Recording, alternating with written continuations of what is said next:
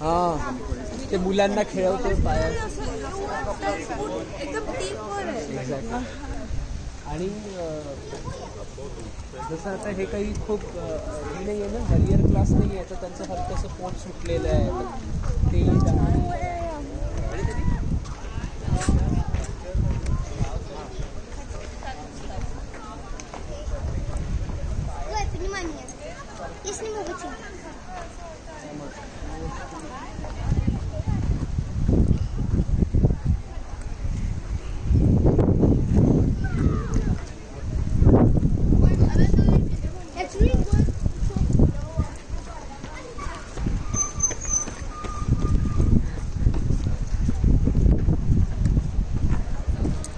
हे सगळं शिल्पकला ही ब्रॉन्झ ग्रेनाइट आणि आयर्नच्या मिश्रणाने बनवलेले आहे.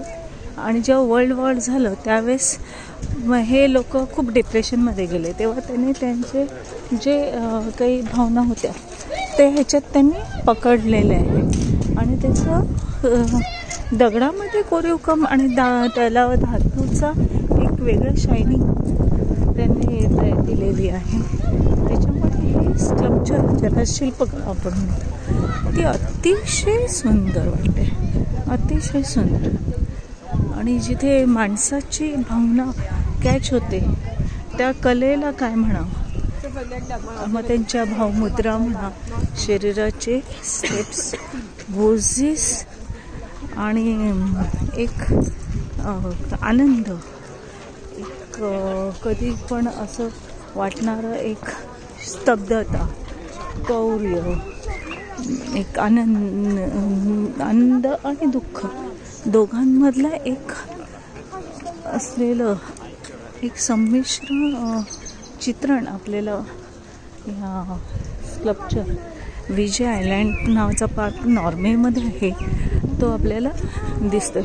अतिशय भव्य कला ही जगामध्ये आपल्याला दिसून येईल की खूपच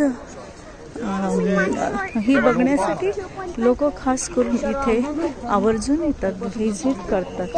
आणि जगामधली ही नॉर्वेची ही शिल्पकला बघण्यालायक आहे, जरूर बघा.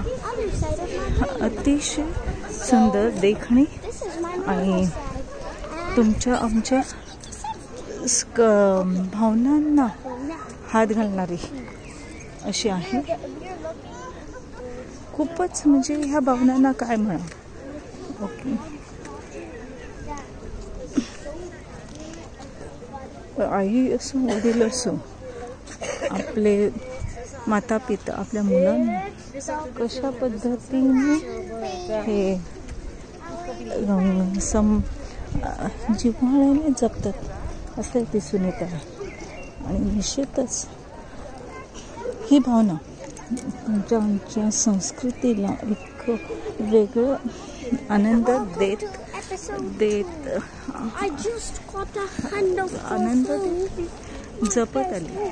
मातृत्वाचं एक सुंदर शिल्प आणि एक सुंदर एक भावना, बहीण भावातली, आई वडिलाची, मातेची, ही अशी इथे दिसून येते.